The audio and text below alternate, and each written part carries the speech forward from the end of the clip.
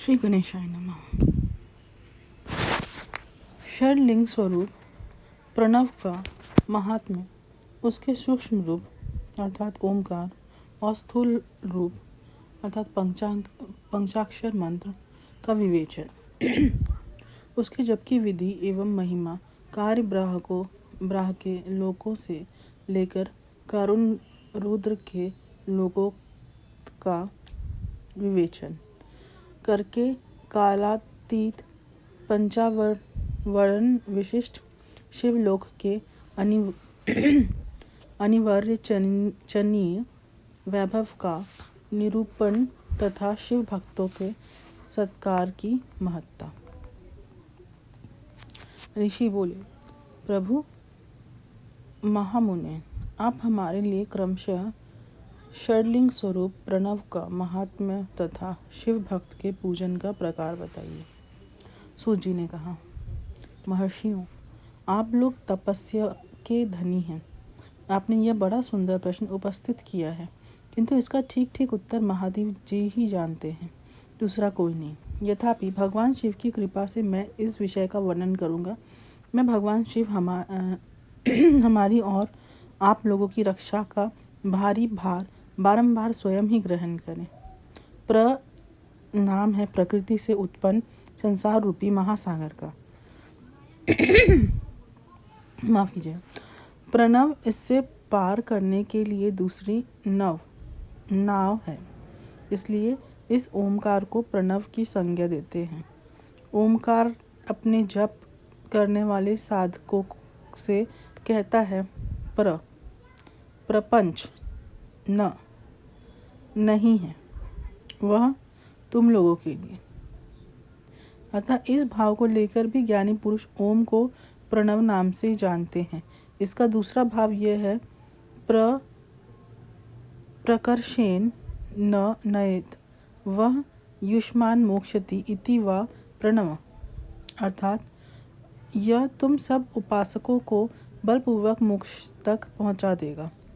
इस अभिप्राय से भी इसे ऋषि मुनि प्रणव कहते हैं। अपना जप करने वाले योगियों के तथा अपने मंत्र की पूजा करने वाले उपासक के समस्त कर्मों का नाश करके यह दिव्य नूतन ज्ञान देता है, इसलिए भी इसका नाम प्रणव है।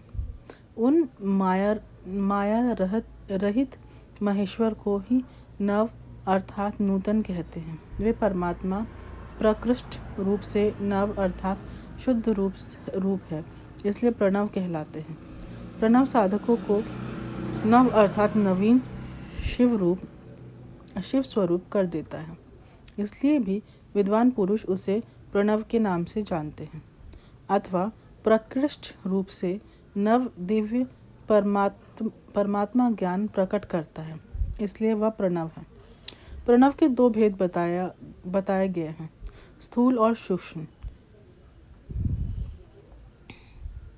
एक अक्षर रूप जो ओम है, उसे सूक्ष्म प्रणव जानना चाहिए, और नमः शिवाय इस 5 अक्षर वाले मंत्र को स्थूल प्रणव समझना चाहिए। जिसमें 5 अक्षर व्यक्ति नहीं है, वह सूक्ष्म है, और जिसमें 5 अक्षर सुस्पष्ट रूप से व्यक्त है, वह स्थूल है। जीवन मुक्त पुरुष के लिए सूक्ष्म प्रणव के जाप का विधान है, वही उसके लिए समस्त साधनों का सार है। यद्यपि जीवन मुक्त के लिए किसी साधन की आवश्यकता नहीं है, क्योंकि वह सिद्ध रूप है। यद्यपि दूसरों की दृष्टि में जब तक उसका शरीर रहता है, जब तक उसके द्वारा प्रणव जप की सहज साधना स्वतः होती रहती है, वह अपनी देह का विलय होने तक सूक्ष्म प्रणव मंत्र का जाप और उसके अर्थभूत परमात्म तत्व का अनुसंधान करता है। जब शरीर नष्ट हो जाता है, तब वह पूर्ण ब्रह्म स्वरूप शिव को प्राप्त कर लेता है। यह सुनिश्चित बात है, जो अर्थ का अनुसंधान ना करके केवल मंत्र का जप करता है, सो निश्चय ही योग की प्राप्ति होती है। जिसने 36 करोड़ मंत्र का जाप कर लिया हो, उसे अवश्य ही योग प्राप्त हो जाता है। सूक्ष्म प्रणव के भी ह्रस्व और दीर्घ के भेद से जो दो रूप जानने चाहिए। आकार, उकार, मकार, बिंदु, नाद, शब्द, काल और कला, इनसे युक्त जो प्रणव है उसे दीर्घ प्रणव कहते हैं। वह योगों की ही हृदय में स्थित होता है। मकार पर्यंत जो ओम है वह अ, उ, म इन तीन तत्वों से युक्त है। इसी को हर्ष प्रणव कहते हैं। अ शिव है, उ शक्ति है और मकार इन दोनों एकता है। वह त्रित्व रूप है, ऐसा समझकर हर्ष प्रणव का जप करना चाहिए। जो अपने समस्त पापों का क्षय करना चाहते हैं उनके लिए इस हर्ष प्रणव का जप अत्यंत आवश्यक है। पृथ्वी, जल, तेज, वायु और आकाश के 5 भूत तथा शब्द, स्पर्श आदि इनके 5 विषय, ये सब मिलकर 10 वस्तुएं मनुष्य की कामना के विषय है। इनकी आशा मन में लेकर जो कर्मों के अनुष्ठान में संलग्न होते हैं वे 10 प्रकार के पुरुष प्रवृत्ति कहलाते हैं तथा जो निष्काम भाव से शास्त्र विहित कर्मों का अनुष्ठान करते हैं वे निवृत्त कहे गए हैं। प्रवृत्त पुरुषों को हर्ष प्रणव का ही जप करना चाहिए और निवृत्त पुरुषों को दीर्घ प्रणव का व्याहृतियों तथा अन्य मंत्रों के आदि में इच्छा अनुसार शब्द और कला से युक्त प्रणव का उच्चारण करना चाहिए। वेद के आदि में और दोनों संध्याओं की उपासना के समय भी ओमकार का उच्चारण करना चाहिए। प्रणव का 9 करोड़ जप करने से मनुष्य शुद्ध हो जाता है। फिर 9 करोड़ का जप करने से वह पृथ्वी तत्व पर विजय पा लेता है।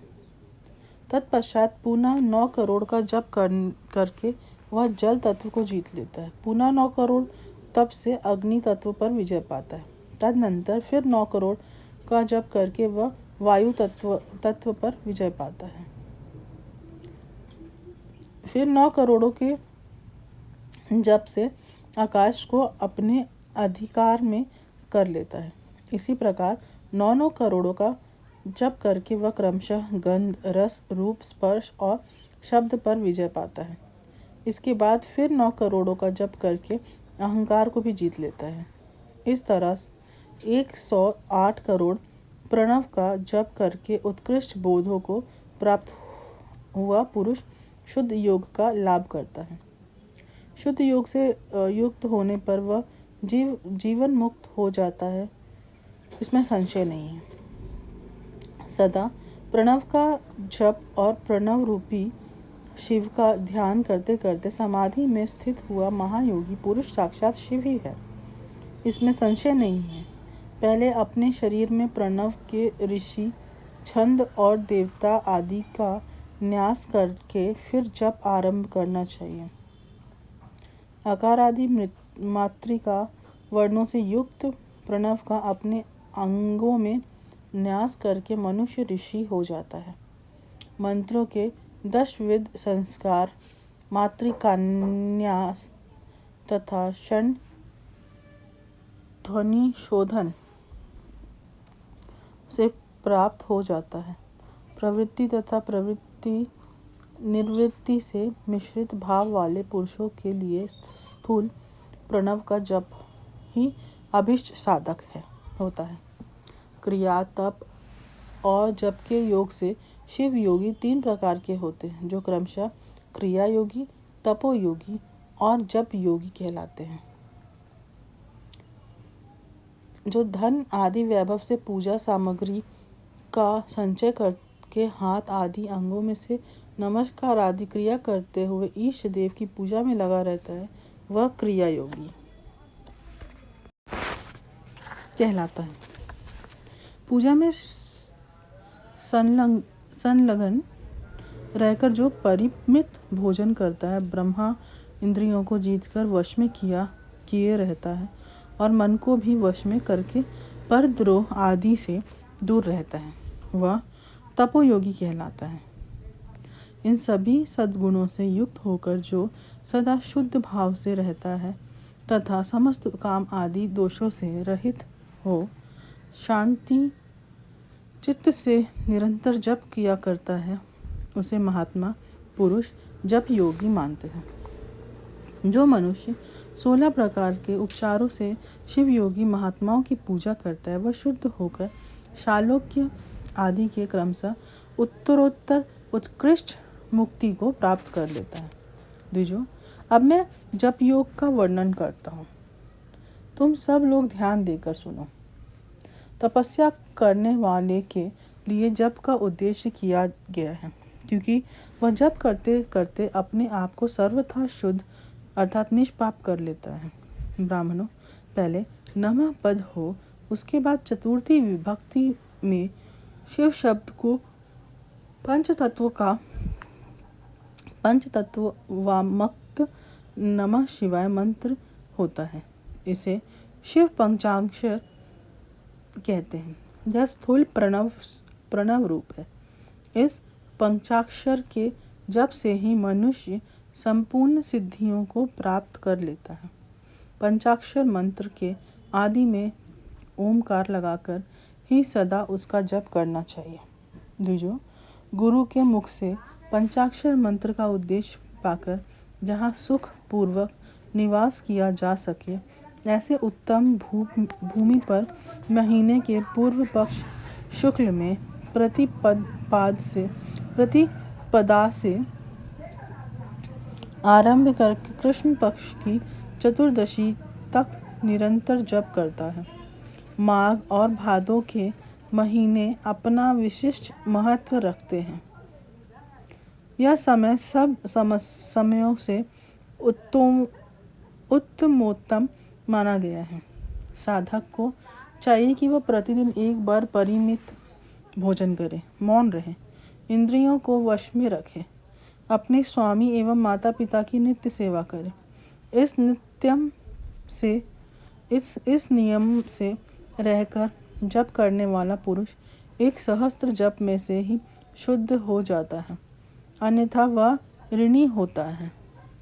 भगवान शिव का निरंतर चिंतन करते हुए पंचाक्षर मंत्र का 5 लाख जप करके जप काल में इस प्रकार ध्यान करके कल्याण दाता भगवान शिव कमल के आसन पर विराजमान है। उसका मस्तक श्री गंगा जी तथा चंद्रमा की कला से सुशोभित है। उनकी बाई जांघ पर आदिशक्ति भगवती उमा बैठी है। वहाँ खड़े हुए बड़े बड़े गण भगवान शिव की शोभा बढ़ा रहे हैं। महादेव जी अपने 4 हाथों में मृग मुद्रा, टंग तथा वर एवं अभय की मुद्राएं धारण किए हुए हैं। इस प्रकार सदा सब पर अनुग्रह करने वाले भगवान सदा शिव का बारंबार स्मरण करते हुए हृदय अथवा सूर्यमंडल में पहले उनकी मानसिक पूजा करके फिर पूर्वाभिमुख हो पूर्वोक्त पंचाक्षरी विद्या का जप करें। उन दिनों साधक सदा शुद्ध कर्म ही करें और दुष्कर्म से बचा रहे। जबकि समाप्ति के दिन कृष्ण पक्ष की चतुर्दशी को प्रातःकाल नित्य कर्म करके शुद्ध एवं सुंदर स्थान में शौच, संतोष आदि नियमों से युक्त हो शुद्ध हृदय से पंचाक्षर मंत्र का 12 सहस्त्र जप करें। तत्पश्चात 5 सप्तनिक ब्राह्मणों का जो श्रेष्ठ एवं शिव भक्त हो वरण करें। इनके अतिरिक्त एक श्रेष्ठ आचार्य प्रवर का भी वरण करें और उसे शाम सदाशिव का स्वरूप समझें। ईशान, तत्पुरुष, अघोर, वामदेव तथा सद्योजात इनके 5 के प्रतीक स्वरूप 5 ही श्रेष्ठ शिव भक्त ब्राह्मणों का वरण करने के पश्चात पूजन सामग्री को एकत्र करके भगवान शिव का पूजन आरंभ करें। विधि पूर्वक शिव की पूजा संपन्न करके होम आरंभ करें। अपने गृहासूत्र के अनुसार सुखांत कर्म करके अर्थात परिसमूहन, उपलेपन, उल्लेखन, मृद्य, उदाहरण और अभ्युक्षण, इन पंच भू संस्कारों के पश्चात वेदी पूर्व स्वामीभुक अग्नि को स्थापित करके कुश कंडिका के अनंतर प्रज्वलित अग्नि में आज्य भागंत आहुति देकर प्रस्तुत होम का कार्य आरंभ करें। कपिला गायक के घिसे 11 एवं 100, 1 अथवा 1000 एक आहुतियाँ स्वयं ही दे अथवा विद्वान पुरुष शिव भक्त ब्राह्मणों से 108 आहुतियाँ दिलाएं। होम कर्म समाप्त होने पर गुरु को दक्षिणा के रूप में एक गाय और बैल देने चाहिए। ईशान आदि के प्रतीक रूप जिन 5 ब्राह्मणों का वर्ण किया गया हो उनको ईशान आदि का स्वरूप ही समझें तथा आचार्य को साम्य सदाशिव का स्वरूप माने। इसी भावना के साथ उन सबके चरण धोएं और उनके चरणोदक से अपने मस्तक को सींचे। ऐसा करने से वह साधक अगणित तीर्थों में तत्काल स्नान करने का फल प्राप्त कर लेता है। उन ब्राह्मणों को भक्तिपूर्वक दशांश अन्न देना चाहिए। गुरु पत्नी को पराशक्ति मानकर उनका भी पूजन करें। ईशानादि क्रमशः उन सभी ब्राह्मणों का उत्तम अन्न से पूजन करके अपने वैभव विस्तार के अनुसार रुद्राक्ष, वस्त्र, बड़ा और पुआ आदि अर्पित करें। तदनंतर दिक्पाल आदि को बलि देकर ब्राह्मणों को भरपूर भोजन कराएं। इसके बाद देवेश्वर शिव से प्रार्थना करके अपना जप समाप्त करें। इस प्रकार पूरश चंद्र करके मनुष्य इस मंत्र को सिद्ध कर लेता है। फिर 5 लाख जप करने से समस्त पापों का नाश हो जाता है। तदनंतर पुनः 5 लाख जप करने से अतल से लेकर सत्यलोक तक 14 भुवनों पर क्रमशः अधिकार प्राप्त हो जाता है। यदि अनुष्ठान पूर्ण होने के पहले बीच में ही साधक की मृत्यु हो जाए तो वह परलोक में उत्तम भोग भोगने के पश्चात पुनः पृथ्वी पर जन्म लेकर पंचाक्षर मंत्र के जप का अनुष्ठान करता है।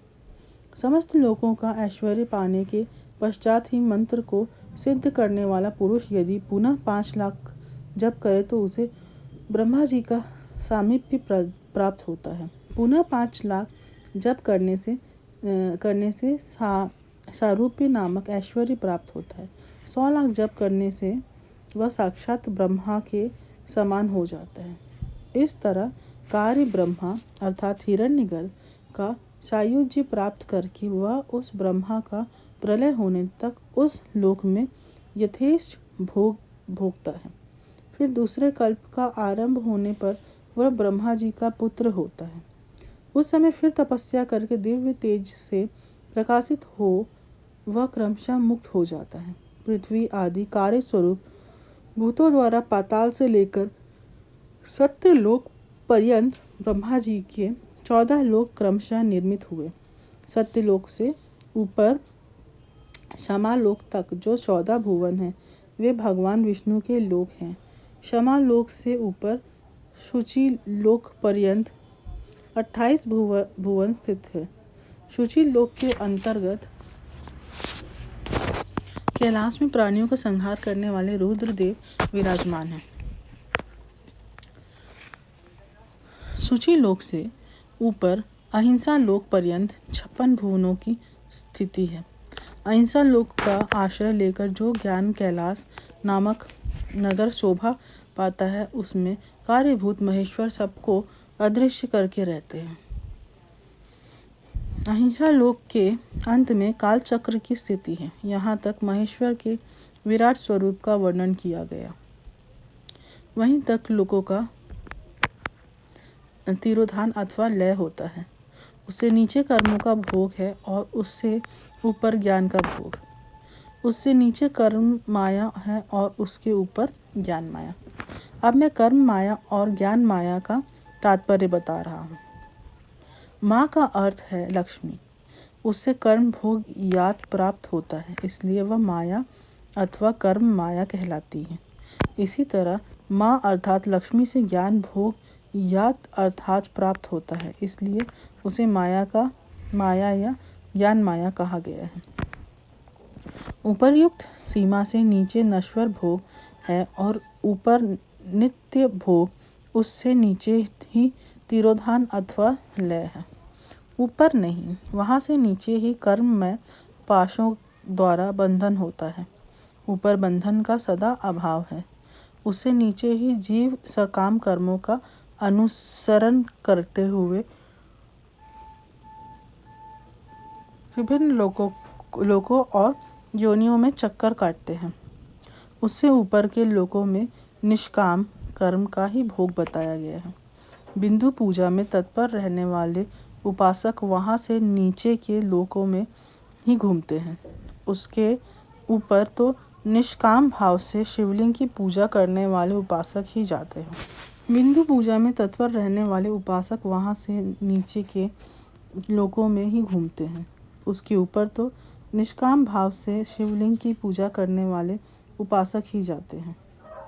जो एकमात्र शिव की ही उपासना में तत्पर हैं, वे उससे ऊपर के लोकों में जाते हैं। वहाँ से नीचे जीव कोटि है और ऊपर ईश्वर कोटि। नीचे संसारी जीव रहते हैं और ऊपर मुक्त पुरुष। नीचे कर्म लोक है और ऊपर ज्ञान लोक। ऊपर मद और अहंकार का नाश करने वाली नम्रता है। वहाँ जन जनित तिरोधान नहीं है। उसका निवारण किए बिना वहाँ किसी का प्रवेश संभव नहीं है। इस प्रकार तिरोधान का निवारण करने से वहाँ ज्ञान शब्द का अर्थ ही प्रकाशित होता है।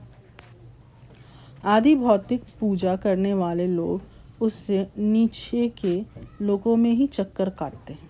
जो आध्यात्मिक उपासना करने वाले हैं, वे ही उससे ऊपर को जाते हैं। जो सत्य, अहिंसा आदि धर्मों से युक्त हो भगवान शिव के पूजन में तत्पर रहते हैं, वे काल चक्र को पार कर जाते हैं। काल चक्रेश्वर की सीमा तक जो विराट महेश्वर लोक बताया गया है, उससे ऊपर वृषभ के आकार में धन की स्थिति है। वो ब्रह्मचर्य का मूर्तिमान रूप है। उसके नित्य शौच, अहिंसा और दया ये 4 पाद है। वह साक्षात शिवलोक के द्वार पर खड़ा है। क्षमा उसके सिंह है, शम कान है। वह वेद ध्वनि रूपी शब्द से विभूषित है। आस्तिकता उसके दोनों नेत्र हैं। विश्वास ही उसकी श्रेष्ठ बुद्धि एवं मन है। क्रिया आदि धन रूपी जो वृषभ है, वे कारण आदि में स्थित है, ऐसा जानना चाहिए। इस क्रिया रूप वृषभाकार धर्म पर कालातीत शिव आरूढ़ होते हैं। ब्रह्मा, विष्णु और महेश्वर की जो अपनी अपनी आयु है, उसी को दिन कहते हैं। जहाँ धर्म रूपी वृषभ की स्थिति है, उससे ऊपर न दिन है न रात्रि। जहाँ जन्म मरण आदि भी नहीं है, वहाँ फिर से कारण स्वरूप ब्रह्मा के कारण सत्य लोक पर्यंत 14 लोक स्थित है, जो 5 भौतिक गंध आदि से परे हैं। उनकी सनातन स्थिति है। सूक्ष्म गंध ही उनका स्वरूप है। उनसे ऊपर फिर कारण रूप विष्णु के 14 लोक स्थित हैं। उनसे भी ऊपर फिर कारण रूप रुद्र के 28 लोकों की स्थिति मानी गई है। फिर उनसे ऊपर कारणेश शिव के 56 लोक विद्यमान हैं। तदनंतर शिव समस्त ब्रह्मचर्य लोक है और वहीं 5 आवरणों से युक्त ज्ञानमय कैलाश है, जहाँ 5 मंडलों, 5 ब्राह्मण कलाओं और आदि शक्ति से संयुक्त आदि लिंग प्रतिष्ठित है। उसे परमात्मा शिव का शिवालय कहा गया है। वहीं पराशक्ति से युक्त परमेश्वर शिव निवास करते हैं। वे सृष्टि, पालन, संहार, तिरोभाव और अनुग्रह इन 5 कृत्यों में प्रवीण हैं। उनका श्री विग्रह सच्चिदानंद स्वरूप है। वे सदा ध्यान रूपी धर्म से ही स्थित रहते हैं और सदा सब पर अनुग्रह किया करते हैं। वे स्वात्माराम है और समाधि रूपी आसन पर आसीन हो नित्य विराजमान होते हैं। कर्म एवं ध्यान आदि का अनुष्ठान करने से क्रमशः साधन पद में आगे बढ़ने पर उनका दर्शन साध्य होता है। नित्य नैमित्तिक आदि कर्मों द्वारा देवताओं का यजन करने से भगवान शिव के समाराधन कर्म से मन लगता है। क्रिया आदि जो शिव संबंधी कर्म है उनके द्वारा शिव ज्ञान सिद्ध करें। जिन्होंने शिव तत्व का साक्षात्कार कर लिया है अथवा जिन पर शिव की कृपा दृष्टि पड़ चुकी है वे सब मुक्त ही हैं, इसमें संशय नहीं है। आत्मस्वरूप से जो स्थिति है वही मुक्त है। एकमात्र अपने आत्मा में रमन या आनंद का अनुभव करना ही मुक्ति का स्वरूप है। जो पुरुष क्रिया, तप, जप, ज्ञान और ध्यान रूपी धर्मों में भली भांति स्थित है, वह शिव का साक्षात्कार करके स्वात्मारामत्व रूप मोक्ष को भी प्राप्त कर लेता है। जैसे सूर्यदेव अपनी किरणों से अशुद्धि को दूर कर देते हैं, उसी प्रकार कृपा करने में कुशल भगवान शिव अपने भक्त के अज्ञान को मिटा देते हैं। अज्ञानी निवृत्ति हो जाने पर शिव ज्ञात सत्व प्रकट हो जाता है। शिव ज्ञान से अपना विशुद्ध स्वरूप रामत्व प्राप्त होता है और आत्मा रामत्व की सम्यक सिद्धि हो जाने पर मनुष्य कृतकृत्य हो जाता है। इस तरह यहाँ जो कुछ बताया गया है वह पहले मुझे गुरु परंपरा से प्राप्त हुआ था। तत्पश्चात मैंने पुनः नंदीश्वर के मुख से इस विषय को सुना था। नंदी स्थान से परे जो स्व संवेद्य शिव वैभव है उसका अनुभव केवल भगवान शिव को ही है। साक्षात शिव लोक के उस वैभव का ज्ञान सबको शिव की कृपा से ही हो सकता है, अन्यथा नहीं, ऐसा आस्तिक पुरुषों का कथन है। साधकों को चाहिए कि वह 5 लाख जप करने के पश्चात भगवान शिव की प्रसन्नता के लिए महाभिषेक एवं नैवेद्य निवेदन करके शिव भक्तों का पूजन करें। भक्ति पूजा से भगवान शिव बहुत प्रसन्न होते हैं। शिव और उनके भक्त में कोई भेद नहीं है, वह साक्षात शिव स्वरूप ही है। शिव स्वरूप मंत्रों को धारण करके वह शिव ही हो गया है। शिव भक्त का शरीर शिव रूप ही है, अतः उसकी सेवा में तत्पर रहना चाहिए। जो शिव के भक्त हैं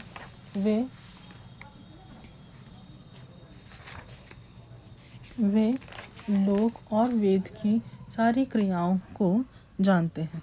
जो क्रमशः जितना शिव मंत्र का जप कर लेता है उसके शरीर को उतना शिव का सामीप्य प्राप्त हो जाता है, इससे संशय नहीं है। शिव भक्त स्त्री का रूप देवी पार्वती का ही स्वरूप है। वह जितना मंत्र जपती है उसे उतना ही देवी का सानिध्य प्राप्त होता जाता है। साधक स्वयं शिव स्वरूप होकर पराशक्ति पूजन करे। शक्ति वेद तथा लिंग का चित्र बनाकर अथवा मिट्टी आदि से इनकी आकृति का निर्माण करके प्राण प्रतिष्ठा पूर्वक निष्कपट भाव से इनका पूजन करें। शिवलिंग को शिव मानकर अपने को शक्ति रूप समझकर, शक्ति लिंग को देवी मानकर और अपने को शिव रूप समझकर शिवलिंग को नाद रूप तथा शक्ति को बिंदु रूप मानकर परस्पर सटे हुए शक्तिलिंग और शिवलिंग के प्रति उप प्रधान और प्रधान की भावना रखते हुए जो शिव और शक्ति का पूजन करता है वह मूल रूप की भावना करने के कारण शिव रूप ही है। शिव भक्त शिव मंत्र रूप होने के कारण शिव के ही स्वरूप है। जो 16 उपचारों से उनकी पूजा करता है उसे अभिष्ट वस्तु की प्राप्त होती है। जो शिवलिंग को पासक शिव भक्ति सेवा आदि करके उसे आनंद प्रदान करता है उस विद्वान पर भगवान शिव बड़े प्रसन्न होते हैं। 5, 10 या 100 सपत्नीक शिव भक्तों को बुलाकर भोजन आदि के द्वारा पत्नी सहित उनका सदैव समादर करें। धन में, देह में और मंत्र में शिव भावना रखते हुए उन्हें शिव और शक्ति का स्वरूप जानकर निष्कपट भाव से उनकी पूजा करें। ऐसा करने वाला पुरुष इस भूतल पर फिर जन्म नहीं लेता।